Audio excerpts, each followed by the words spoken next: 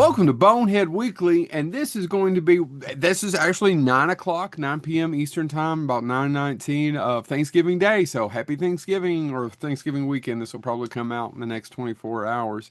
To you all who are listening or traveling, I guess we're supposed to tell you to be safe. We want you to. It's good for the ratings. Yeah, we can't afford to lose any No, listeners, not Of one course, followers, listener out anything. there. We can't afford to lose all four of you. of course, by the time this airs, they're going to be going, "Why didn't you tell me this 3 days ago?" I Well, know. if I they I get it. I get it. hold on, I'll let me just say a real fan would build a time machine and travel forward to listen to this and then travel back. They would. They would. So, it's because we have a Thanksgiving no topic, I want to talk about a couple of things that are driving, well, one's not driving me crazy. I wish one of the other boneheads had saw the Running Man.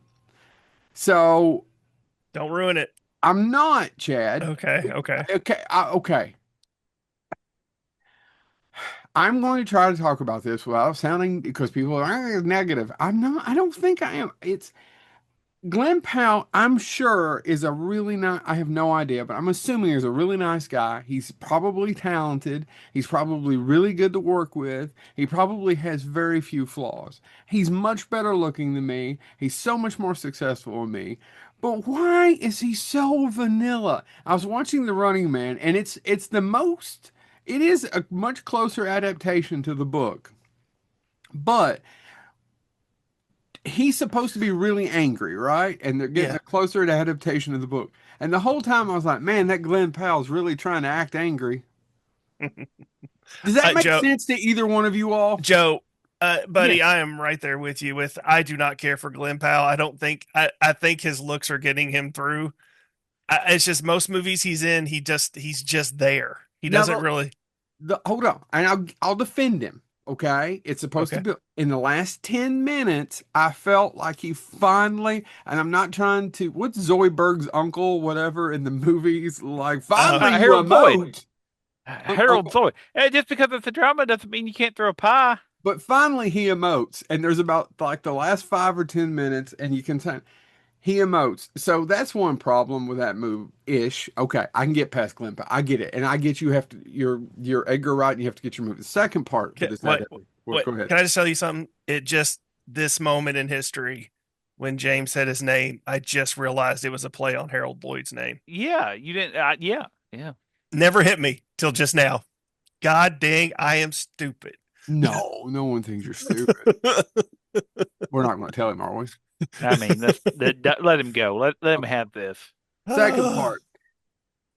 I know that the three of us are not Robert Town screenwriters. But it's a problem when you introduce a character extremely slightly pivotal, but not pivotal at all to the plot with 25 minutes of the movie to go. What do you all think about that? It works in some movies. Okay, all these rules are meant to be broken, but you have to know the rules to be able to break them. Hmm.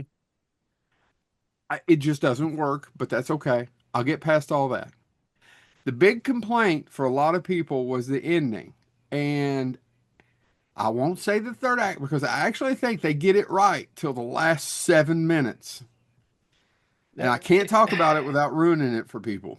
Can I ask you a question? Because Yeah, it's been years since I read The I'll Running tell you Man. exactly how it Well, is. hold on. No, I don't need that. But isn't the character a nerdy man? He is. So they Okay. get him a little bit. He's an angry, nerdy little guy who's sick. His family's sick. They're all sick because the world is sick. I mean, Guns Akimbo plays more like Running Man should. Yeah, well, oh, Guns and Kimbo's a little more is funny. The book's not overly, but can I say how the movie? Because the movie doesn't end this way, Chad. Okay. But in the book, he flies the helicopter into the building of the TV, as I recall. Okay, guys, it's been a minute. It's been many, many years. He flies a helicopter in, and for a minute, there's no helicopter. Committing, I'd say, committing suicide effectively, but Committed taking suicide, them but to also taking out the TV yeah. network that controls everything. There's no helicopter, so that's not good. But for it, okay, I can't talk about it anymore. So I want other people to watch it. But even if they didn't screw up that, they have a lot of really expensive talent, and you can see that, oh, they shot him out in 3 days. Do you understand what I'm talking about? You can Mhm. do that and not notice it if you change from one, but you can see where, oh, they shot him out in a day. They shot him out in 2 days. I don't know. When you all watch it, just let me know. I may be being overly analytical. And by the way, it's not a terrible movie. It's a fine B movie. But the problem is, James and I were talking, if you've seen the original, even though it's not really much of Stephen King's book, other than, it's a TV show and yada, yada, yada, it's dumber, but it's more fun than the new Yeah. one. So Did you I know? don't, Did you know Dynamo died shortly after the movie? no. Yeah, he died. Huh. Yeah. I haven't seen them. I haven't seen it in a long time. You know the best. By the way, yeah. Also, you know what this one's missing? Because the best character in that movie is Richard. What's his face? Richard Dawson. Richard Dawson. Dawson's the best. Is the best. Is the best actor in that movie. Hmm. Well, there's some good actors, but he gives the best performance in that movie. Yeah. I Okay. mean that Yaphet Kotto's in that film, and he barely gets any. He doesn't do like Yaphet Kotto is an amazing actor who didn't get credit, and and Richard Dawson outacts him crazily. Okay. Can I do a quick nerd plug here for a minute? Like no one better. So Yeah. you youth with your Stephen King need to go back and read the story that arguably, whether Stephen King knew it or not, I don't know. I'm assuming he may have read it. But Robert Sheckley, one of the forgotten science fiction authors of the 1950, originally wrote a story called The Prize of Peril, and it features a contestant that is hunted by professionals across an urban landscape for a cash prize. Yeah. If that doesn't sound familiar, it should. Check out Robert Sheckley's The Prize of Peril. I just want to give some of these quickly being forgotten 1950s, 60s era science fiction writers their due. The Prize of Peril is an entertaining read. But it's still all, and I'm not taking anything It's the away. most dangerous game. It's the thank you. Yeah. Yeah, it's that. I mean, and Prize of Peril needs to. Yeah, if you never read the most dangerous game, you're absolutely Dang. right, Joe. Go back and read it because it's It has yeah, one of the best ending lines of any story. What is it? One of us is going to blah blah blah, and the other one's going to be food for the dog. I don't know. yeah, I'm doing it I'm doing it an injustice. yeah. I have one more complaint, and then I'll be quiet till I argue with you all. Wicked 2 Electric Boogaloo is out. Yeah, yeah, don't get me started. I've never seen it. It's not that I have anything against him. I've read part of the book it's by Tobey Maguire. It's not Tobey Maguire. Gregory. Gregory Maguire. Gregory Maguire. I get that it's a great story. I agree that the musicals aren't normally for me. There are some I like. I like them slightly more than Chad. No argument. There are some I like, and I will eventually watch Wicked and Wicked 2 Electric Boogaloo. Probably, maybe, who knows? I still haven't finished Barbie. That being said, all I wanted to do this week was try to catch two horror films that I couldn't get to see, and one of them I really wanted to see because of many different conflicts, and I couldn't do it. That's another reason why I ended up The Running Man, is because Wicked 2 Electric Boogaloo took up every single freaking screen, and I get the business part of this, I truly do, but how many screenings do we have? Because I talked to somebody the other day, and they're like, there's only 10 people in the whole screening. Yeah. I couldn't see The Black Phone 2. And part of that's my fault. Scarefest took up a couple weeks, and which leads me to these release windows being about 3 or 4 weeks now at the and that's a hit, Yeah. right? Unless it's a juggernaut like Wicked 2, Electric Boogaloo. I'm going to keep saying it. Is there more than 3 weeks, gentlemen, in the theater? You get No, a I chance? mean, 3 or 4. I mean, it's barely. yeah. No, And I mean, and Black Phone 2, by the way, was a hit. oh no, no. I mean, yeah, yeah, I agree. And I told you this before. I wanted to go see Tron, and same thing. It was here and gone in 3 weeks, and not a huge hit, but it was Tron, and I wanted to see it on a big screen. The other thing was Tony Perkins. Oh, what's his Osgood Perkins' new movie is called Keeper. I've not read good things, but I wanted to see it because I loved Long Legs. The Monkey was fun. I will see every movie he ever makes from now on as long as I'm alive, probably. It's out a week. I could not get a screening that wasn't in at 10 o'clock at night after between either doing this show or getting my kid to bed, or they were completely gone by the time I could leave during the day. Yep. Hmm? I'm sorry. No one's going to do anything about this. I understand it's the business of No, it. no, but I agree. The random 10 o'clock showing through, because that's what they did with Tron. It was like not showing, not showing, and then they'd do one screening at They 10 p.m. bury at it at night. 10. Yeah. Hmm. And I'm like, I would go. Actually, 10 a.m. would work better for me, quite frankly. It depends Um, on the day. So Wednesday or Tuesday, I could have probably mhm. snuck and did a 10, but 10 o'clock sometimes I can get away, but it depends. Sometimes, a lot of times, I shouldn't say a lot, but there's quite a few times I'm putting the kid down. You all do it too.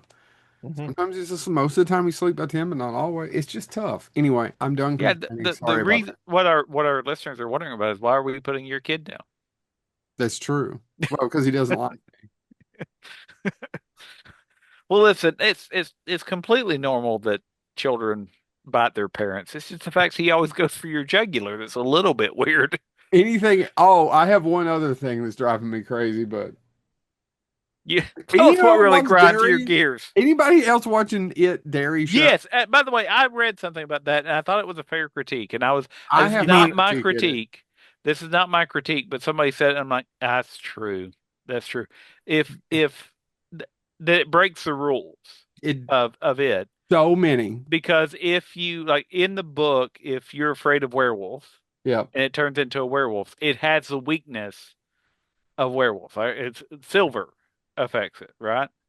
Yeah, but you can't really kill Pennywise till No, the end. no. I will tell you all, I am only so funny story is before recording, I was trying to get caught up with that so I could watch Stranger Things because I don't know how you all feel, but I'm not a big fan of it yet. Not And either. I give him kudos for going batshit. yeah, Yeah, I well, haven't I just got past the episode with the where what's his face? James Reamer Given one of the worst performances of his life. yeah, where him as a kid meets the native Okay. indigenous American So, James, can I interject with my critique of it? And I sure. want you all to agree.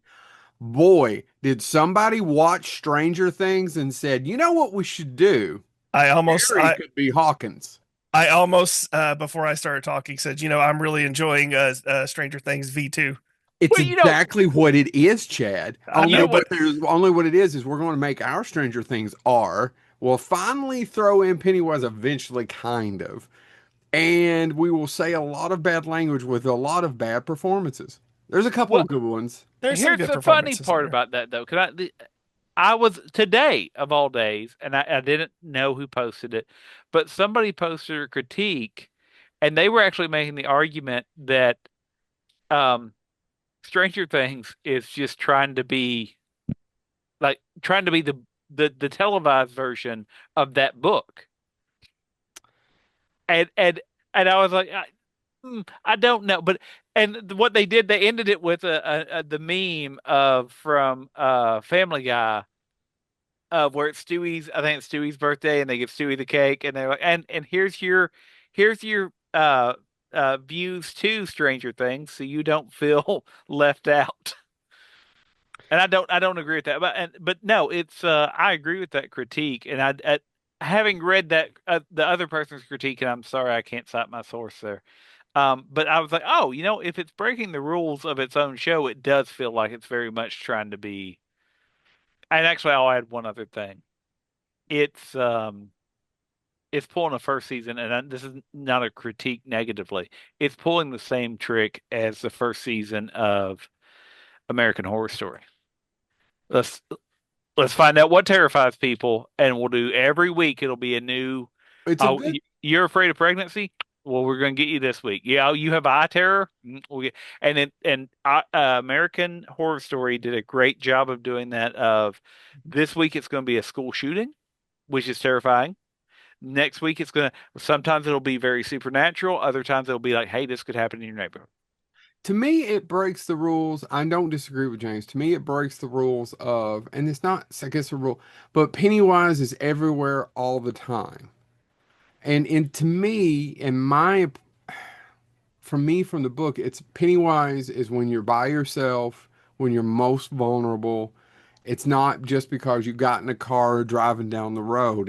You know what I mean? I don't know. It makes him everywhere all the time. And then them trying to I get they're doing a lot of the back stuff from him being from spoiler alert. Have you all did I'm not.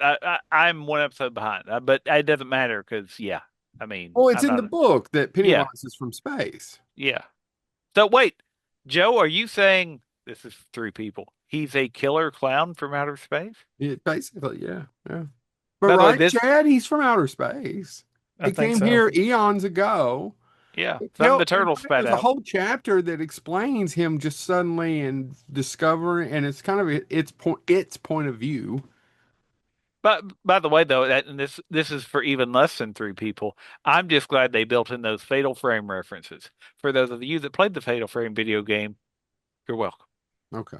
All right. What do you all want to talk about then? I've got mine out of the way. Chad, do you have something you want me to go? You go, bud. I talked to Joe about this, and I don't know if we can do a whole episode on it, so I'll just throw it here. Gentlemen, I think we need to do, just as a brief topic, let's cast people in roles that they have never played before. Let me give you what made me think of this. Joe, I talked to about this if he remembers. Um, so I went to see that Sisu, Road to Revenge. Had a good time. Um, but Richard Brake is in that. Yeah. And Richard Brake is phenomenally talented in that every time I see him, I immediately think this guy's slimy and evil. And I need to punch his face. Yeah, like He's there's he's great he's dude, and I'm not. That's not in The me. Mandalorian. 31. I like him in 31. Yeah. He just plays slimy and evil better than anybody. By the way, He did it in side, Doom before Rob yeah. Zombie. He did it in Doom. Side note, rest in peace, Udo Kier. Speaking of people that I love that played evil well. Anyway, but Richard Brake, and I was sitting there, and I was like, oh my God, because if you pull up Richard Brake, and if for those that are Rob Zombie fans, as Joe was alluding to, he was in Three from Hell. He's 31. He's been in a lot of Rob Zombie stuff, but he's also in, I mean, just a wealth of other projects, and he's Hannibal Rising. He had a lot of times played a Russian several different times. yeah, yeah, and which is funny because he's a Welsh-born American actor. Like he Mhm. was born in Wales. Anyway, anyway, all of that being said, um, I was thinking, man, what would be fun? And I wanted to cast him in like one of those Hallmark movies or Lifetime movies where he plays a kindergarten teacher with a heart of gold. I don't want it to be like a nod and a wink toward the camera. I just want him to play somebody that's there for the kids. Just one time, just he shows up in a suit and tie, and he's like, "Oh, let me do this fundraiser to save the orphanage." I think he's probably like every other great villain. I think he's probably a fairly nice guy. Oh no, no, I've I been was in about the to say same room with him, but I've never seen. if you pull up his IMDb page, where it's I think it's no, not his IMDb, his That's a lot Wikipedia of page, times. it's him speaking at a convention. He's smiling and laughing. He looks like the nicest guy ever. And I'm like, what an amazing talent. That there's a scene without giving anything away in Sisu where Stephen Lang and him are sitting across the table, and I literally was playing which one of you would I want to punch first? So, And it's justified that I still don't know the answer to that. And that movie doesn't end well for either one of them, by the way, if you know what Sisu movies are about. gosh, Yeah. But dude, I literally was sitting there going, like, Stephen Lang's character is like, oh my God, you did an unthinkable evil thing. But then there's a part where you're like, but Richard Brake, your character is manipulating and abusing the guy I'm supposed to hate, and not in a fun way that makes me want to, you know, hmm save you or him.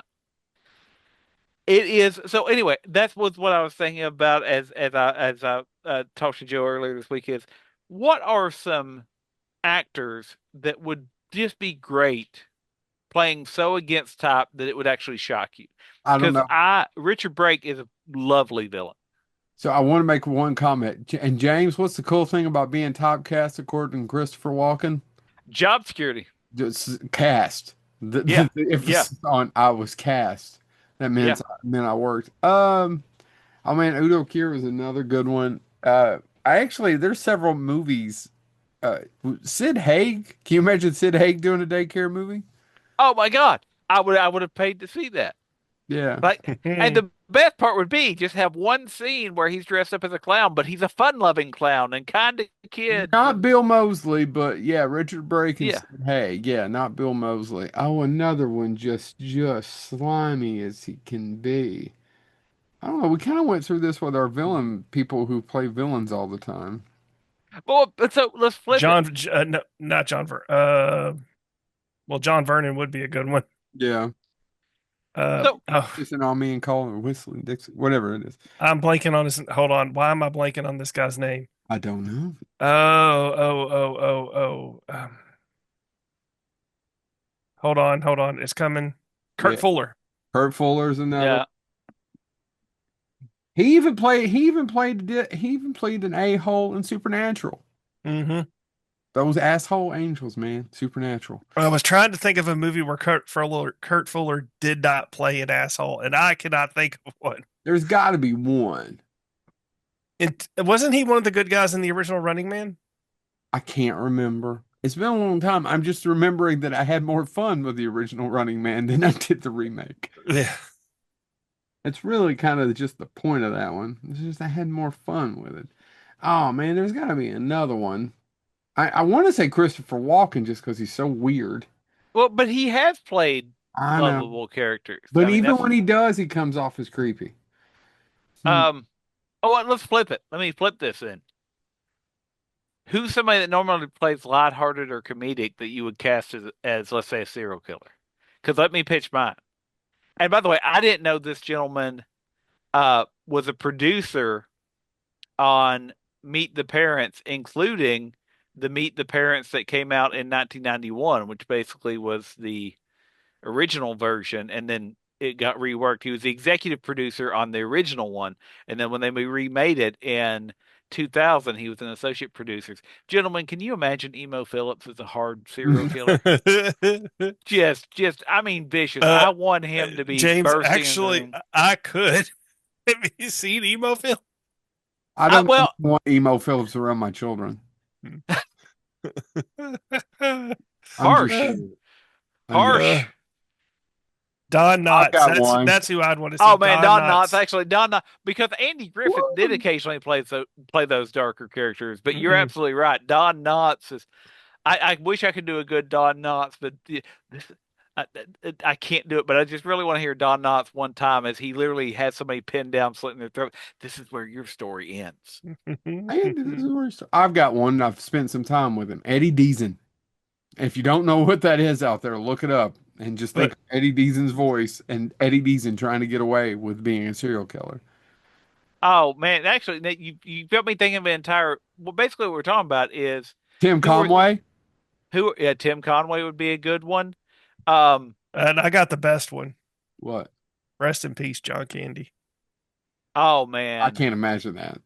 I know, right? Yeah. I can't. My kid loves John Candy, and we've just finished in the last 2 days again. Great Outdoors at Uncle Buck. Yeah, it's hard for me to imagine John Candy doing it. I see. I can't. The other ones I can do it in a comedic way, Chad. I can't even think of John Candy doing it in a comedic I way. mean, I'm trying to think. The only time where he played a legitimate scumball was in JFK, Yeah, yeah. But and by the way, even then then they did the whole. he Yeah, was really good in JFK. yeah. well, and you could argue John Candy plays a semi-villainous role in Blues Brothers, but it's just hard to hate somebody that loves Orange Whip. Orange Whip, Orange Whip, Orange Whip. He's not even. Yeah. He's semi-villain, but he's not even. Well, that's what I mean. Like, it's hard to think of him as a villain, and he's buying everybody orange whips, even though he wants to Did you stop the guys Blues watch the Brothers. documentary yet? I haven't. No, I literally. I hate to say it this Pretty way, but good. John Candy occupies a place in my mind that I honestly I don't think about it often. But I know I'm going to end up being sad. It yeah, was. I know, and that's where I don't want to cry. I I just don't want to didn't cry. cry, but I almost cried when Martin Short. Can I tell you a little bit about it? Yeah, I Sure. guess. Bill Murray has one of the funniest about. He's the only one that tells a negative story about John Candy. So, and it's not what it's funny the way it goes. It. I didn't know that John Candy, the only time, and Martin Short, and I guess it was, oh gosh, Schitt's Creek, Eugene Levy. Hmm. when they were doing his funeral, when they did the processional, that there's only like three times in history they closed down is it the 401 or in LA? Yeah. Yeah, I didn't yeah. know they closed it down for John Candy. Did you all know that? No, not. I saw that clip. Okay. Well, so you all seen that clip. So it's in the doc and they were like, well, they didn't know either. Like Yeah. they just did it. So I don't know. It was kind of cool. By the way, I've got one more honorable mention. And by the way, it's his, hard for me to believe this, is his 72nd birthday today. I would enjoy seeing a film where Curtis Armstrong plays a hard killer. Like just a brutal. For those that don't Because know, Robert if Carradine did do it. yeah, yeah. But He's body bags. he's Booger from Revenge of the Nerds, or for the youth that watch the animated cartoons, he's Snot from American Dad. The fact that he played both Booger and Snot tells you how about his career. He's Uh, also in Supernatural. yeah, I know, but I mean, I love him as uh he has some of the best lines. And by the way, the longer American Dad ran, the better that show has gotten. Yeah. You just have to pick up certain episodes, but Yeah, yeah. Robert Carradine, the other nerd, did play a serial killer. Well, and I mean, and by the way, I mean, talk about a long career playing more or less nerds. Um, because he does a voice and he does a lot of voice work. But he's in one of I'm sorry, Chad's favorite shows, Doom Patrol, as Ezekiel the cockroach. So we have that going for us too. Um, but yeah, Yeah, just now does a lot of voice work, but is talented. But it would be hard to picture him as a stone cold killer. I was trying to But I'd picture. pay to see it. I was trying to picture his character in Smoking Aces. Who did he play in Smoking Aces? I thought he played the scumbag in Smoking Aces. Which I can't. scumbag and smoking? Because the main scumbag that everybody's after is Jeremy Piven. Yeah, Curtis Is Armstrong's in it, but I'm trying. I can't remember who isn't he he the? plays. I thought he was one of the other lounge acts. That could be. Man, I watched that movie about a year ago again because I love it, but I can't I'm remember. forgetting who he Is this played. still good? Because I was thinking about Joe Carnahan, and my kid's mom showed him um, the A-Team, 18. Hmm. and I was watching part of the A-Team. I was like, scenes in this are fun, but I still like A Team, and I still like Smoking Aces. So well, I was Yeah, it's just fun. haven't seen Smoking Aces. Overall A-Team, I could with that. I mean, I love The Gray and I love Narc, but is there a Joe Carnahan movie in a while? yeah, he did one this year, Not Without Hope. Oh, okay. I A don't. group of friends fishing boat capsizes off the coast of Mexico, and it's about them being stranded. Oh, I have not seen it. It He stars plays. Josh Duhamel and Zachary Levy. Hmm. Uh, Oh, yeah, oh, Yeah. oh. Is that okay? Yeah. Sorry, I'm thinking about. Never mind. and Sorry. he also released Shadow Force this year, which I have not seen, but I have been told it is unwatchable. I Which don't. that says something about Joe Carnahan because every one of his films I have actually really enjoyed. Oh, what was the Curtis. Sorry. game one? Boss Level. That was good. Curtis Armstrong is his is Israel, which is Jeremy Piven's character. It's his manager. So Oh, you're absolutely right. By the way, he's his talent manager, which is a scummy role as well. Because when you're managing scum, you're probably a little scummy yourself. So that's probably the closest they That's not what got. our agent says. You have an agent? I feel like this is just became the meme. Like, If I did, it would be orange, sir. Orange whip. oh, orange whip, orange Orange whip, whip. Orange whip. orange whip. Orange. Chad, do you have anything to add to this no topic episode?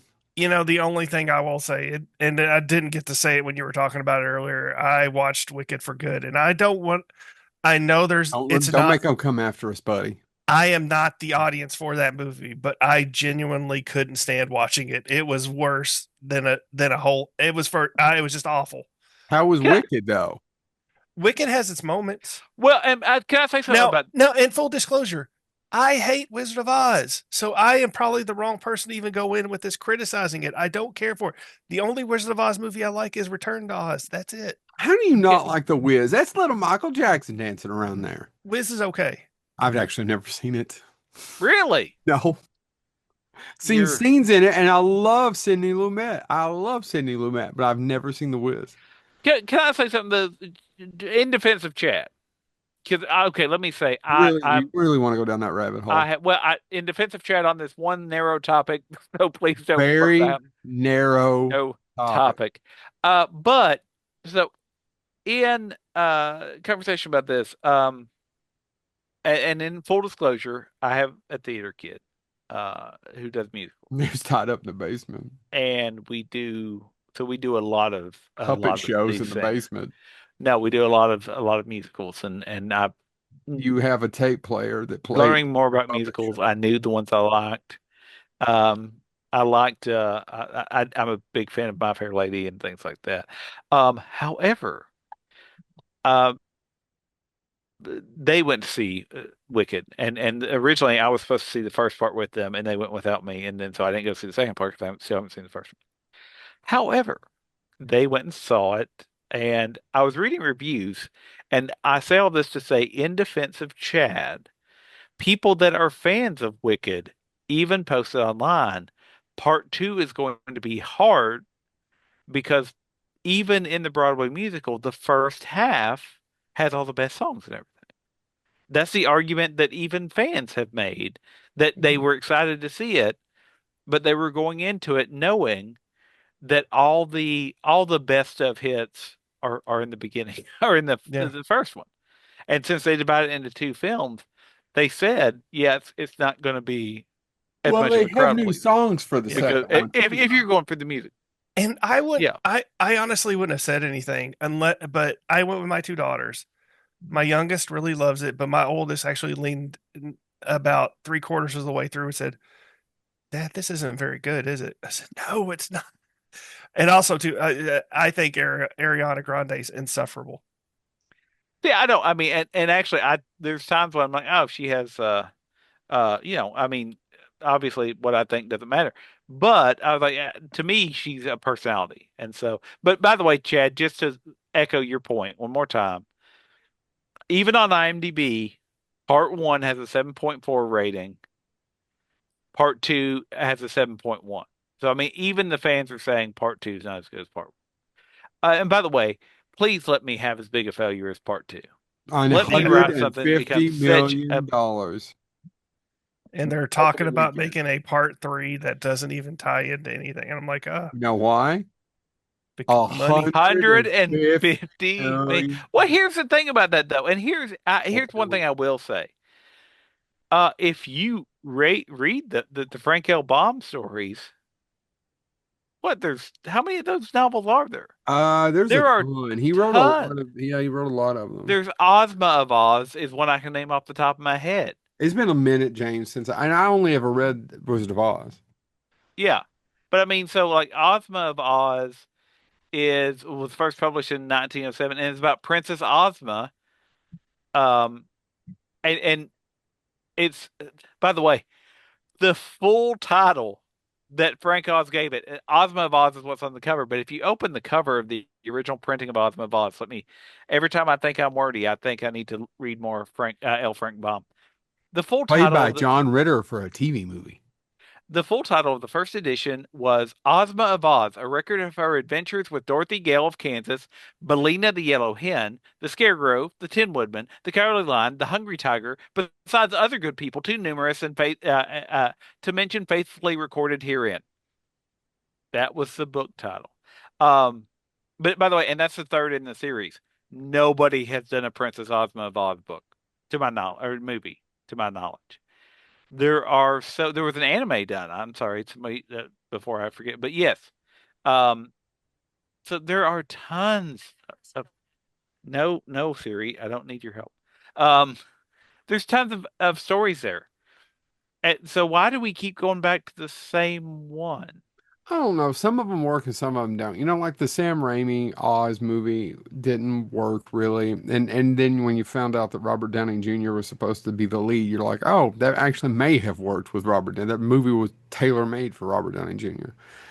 But even a third of it works. You know, I tried to show it my kid, and he liked about midway he couldn't take it anymore. Yeah. Because he's with Chad. He's not crazy about the Wizard of Oz. It doesn't do anything for him. By the way, real quick, just to be thorough, and we're keeping this short, so this is um, The Wonderful Wizard of Oz was the first book published in 1900.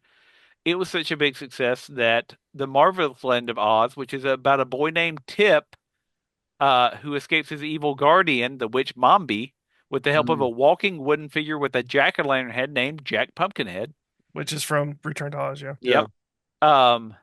And then the Scarecrow and Tin Woodman help uh that. Ozma of Oz, as I mentioned. Dorothy and the Wizard in Oz was 1908. The Rose to Oz was 1909. That's where Dorothy meets the Shaggy Man, which, by the way, I just want to be played by Shaggy, not the Scooby Doo character, the musician. The Emerald City of Oz was 1910. The Patchwork Girl of Oz was 1913. TikTok of Oz, which was about TikTok, who was used in Chad. Oh, Return to Oz. Lawnmower Man 2, Job's War. Scarecrow of Oz was book 9. Rinka-Tink Tink in Oz was number 10. The Lost Princess of Oz was 11. The Tin Woodsman of Oz was 12. 13 was The Magic of Oz. 14 was The Glinda of Oz. That was the end of his full novel versions. He did short stories that were included in the volume Queer Visitors from the Marvelous Land of Oz.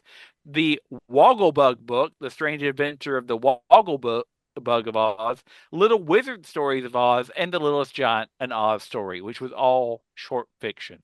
There is way more we could do if you need an Oz fix. Why do we keep going back to that same one? Also, you didn't even get to Princess of Mars. Well, no, I was about to say, which it goes back to the other point. Man, there's a lot of stuff you could adapt. And by the way, John Carter of Mars is better than people gave it credit for. I agree. And we'll wrap after I say this, but the one thing, just while we're talking about Oz and L. Frank Baum, Homely. well, I didn't know, like my favorite Christmas special as a kid, other than, you know, the California Raisins and Will Vinton, Why couldn't it be Christmas? Why couldn't it be Mickey's Christmas Carol? it's always going to be the California Raisins, even though I love Christmas Carol. But still, um, The Life and Adventures of Santa Claus. I love that animated show series special as a kid. I never knew it was based on a book by L. Frank Baum. I don't think I've ever seen it. Yep. Do you have It's a copy of that?